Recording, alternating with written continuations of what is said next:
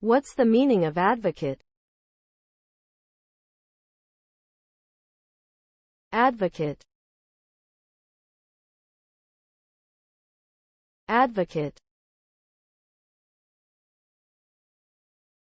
Advocate. Advocate. Advocate. Advocate has two main meanings. First, it can refer to a person who publicly supports or recommends a particular cause or policy. For example, a human rights advocate is someone who works to promote and protect the rights of individuals.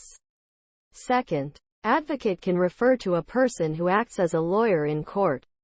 They represent and defend their client's interests.